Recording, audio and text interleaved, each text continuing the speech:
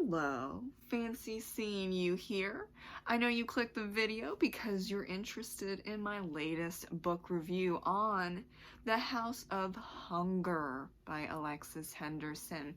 I didn't mean to wear red to match Marion, who is the main character as seen on this fantastic cover, I may add. Spooky, love it. But that's the only sweater that is clean right now. You know, it's laundry day, you know how that works sometimes. But I mean, I'm working it. We're gonna go with the theme of red and hunger and creep. I gave this book 4 out of 5 stars. It's more on the higher end of 4 stars, but there were just some things that bothered me a little too much. Couldn't give it a 5 out of 5, but I definitely recommend it. And we're going to go into both good and bad. Just off the top of my head, I'm just going to go with the thoughts coming to me right now. It felt a little off with the pacing. The beginning is when we're in Prine. It's broken up between the north and the south, which is like a thing in fantasy. I don't know why. Can it be east and west? Whatever. Where in the north you have all the royalty, not really royalty anymore, so like the nobles, the elites, and then in the south you have the new money, as you would say. The weather isn't depressing, but like in the north, think gothic vibes all day, every day, and it's very aristocratic and just old. And so Marion is in the south and she is in like the industrial area. She wants to get out, and one of the ways that you can get out is become a blood maid for northern aristocrats.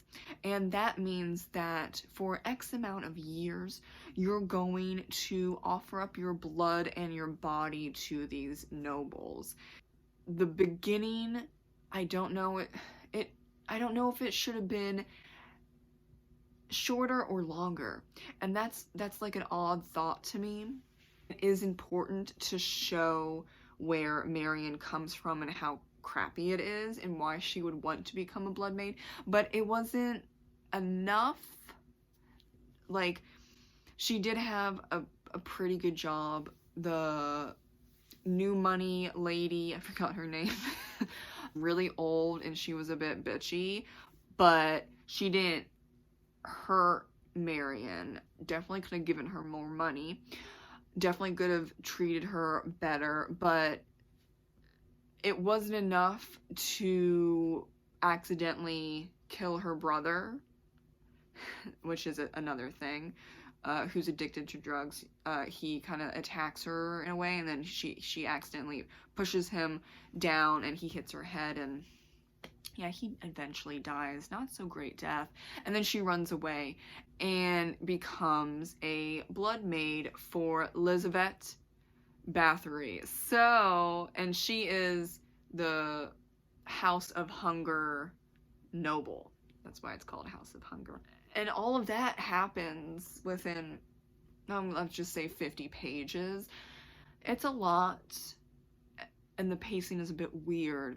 And then there is that middle slump that happens where I feel like it was done well, but it could have done better because there were some places where it wasn't very like believable because there was only a few sentences that connected things, and I don't know if it was enough connection. Like, one moment she's best friends with all the other blood maidens, and then she just takes over and becomes the first blood maid for Elizabeth, and then people don't like her.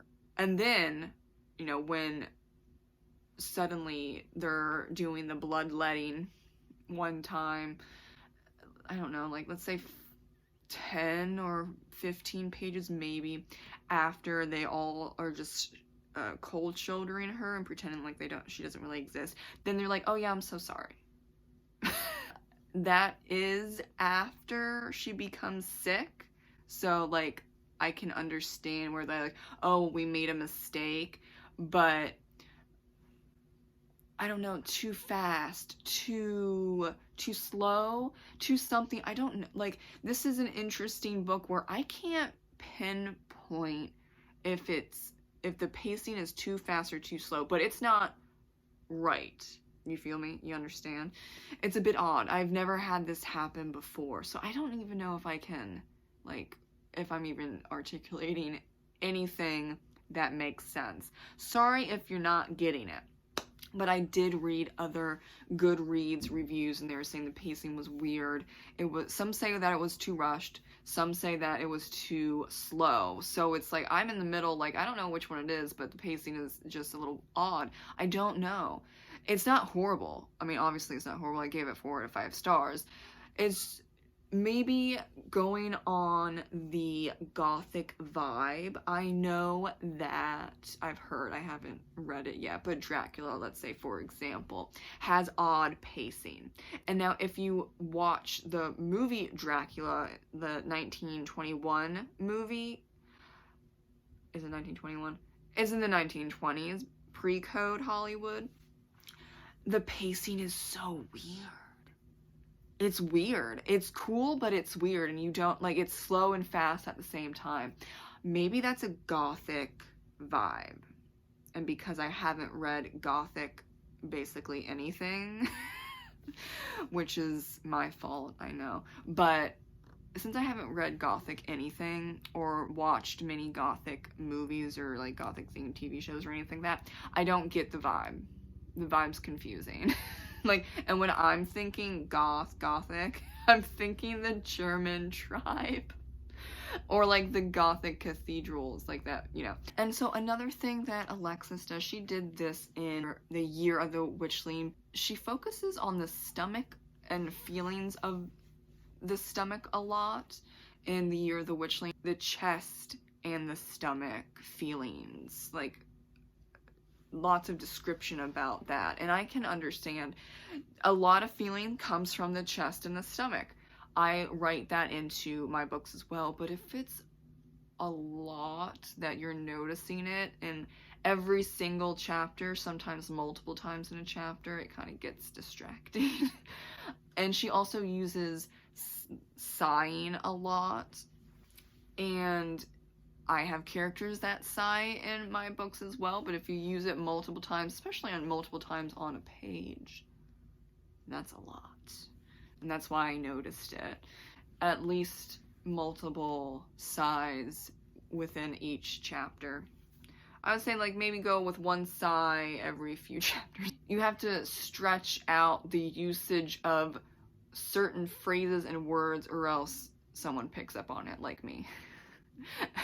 I know a lot of people pick up even if you just use it once, smirk, because smirk was used so much, and I think sighing has become the new smirk. People still really harbor a tense hate for smirk, and they're like a little better for sighing, but I feel like that trend is coming. I think it was interesting.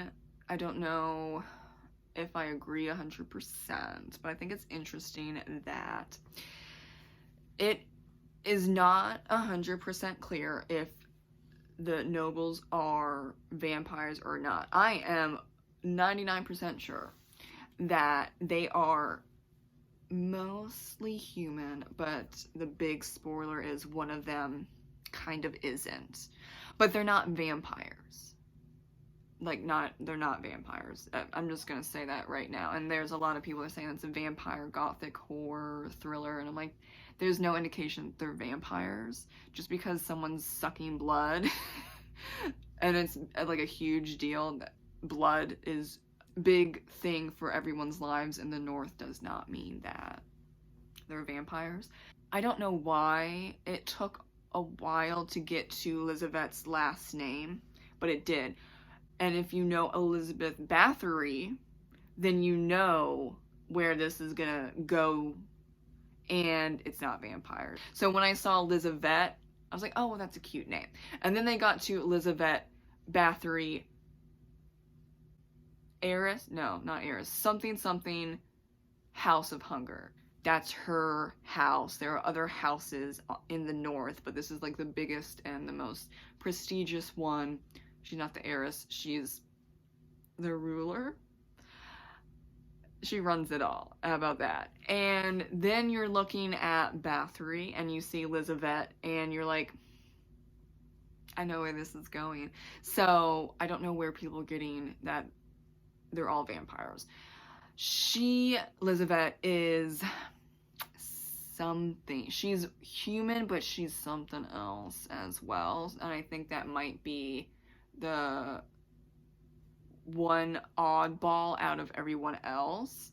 And I was saying in my October TBR video, I would rather read humans obsessed with blood, thinking that it helps in whatever way that they want it to help them, versus vampires, because like that's the obvious go-to, right? Everyone goes, you drink blood, you're a vampire.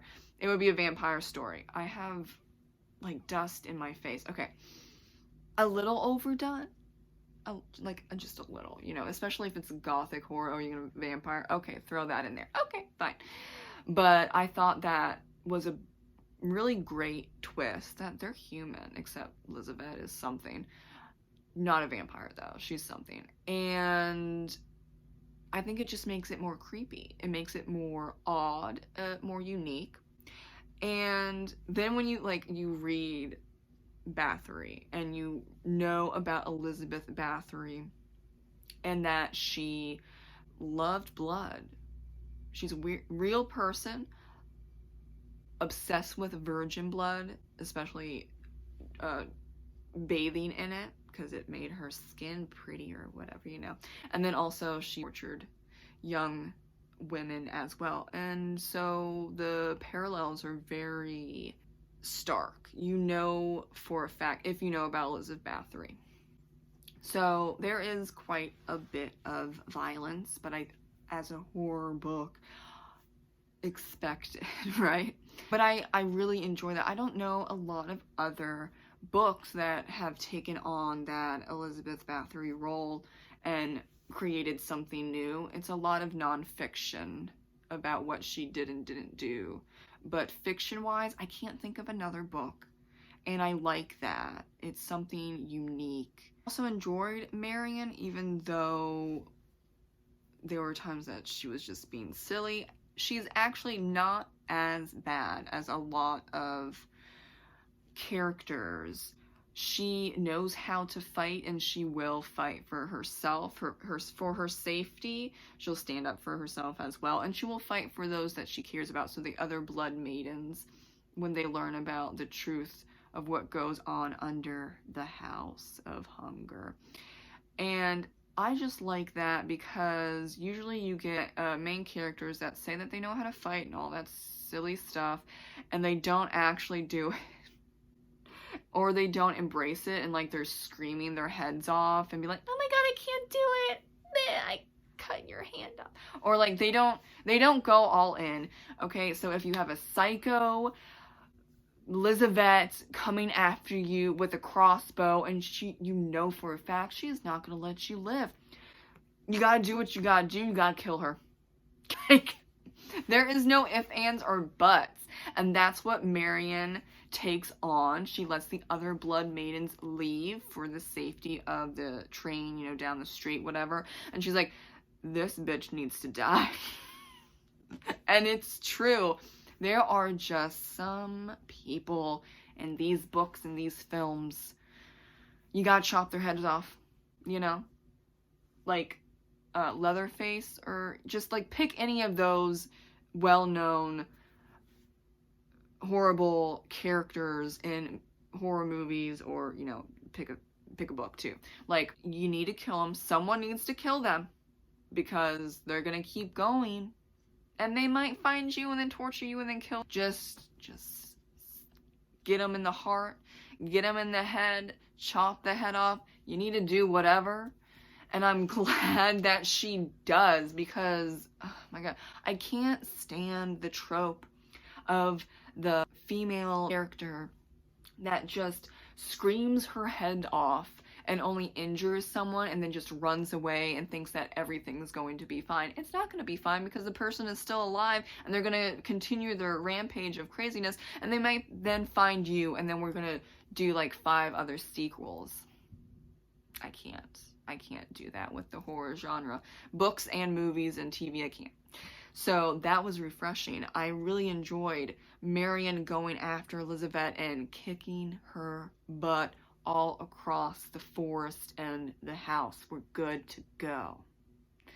And that was a great ending. I also enjoyed like when Marion gets to the train station, the conductor, or not the conductor, the person where you get the tickets from.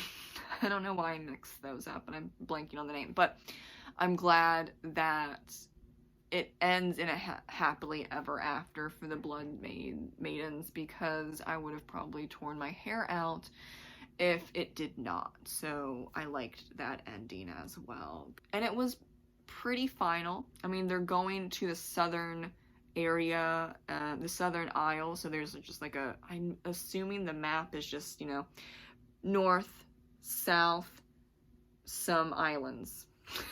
Okay, that's my picture.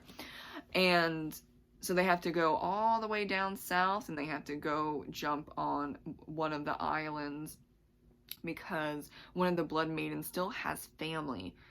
Thank God for that, right? So it ends with them on the train, but since Marion killed a lot of people, you're good. You are good. And not just Elizabeth that she killed some other people. They're not coming after you. They have other problems, right? And I like that. Leave problems that are very big to be cleaned up. And it's not your problem.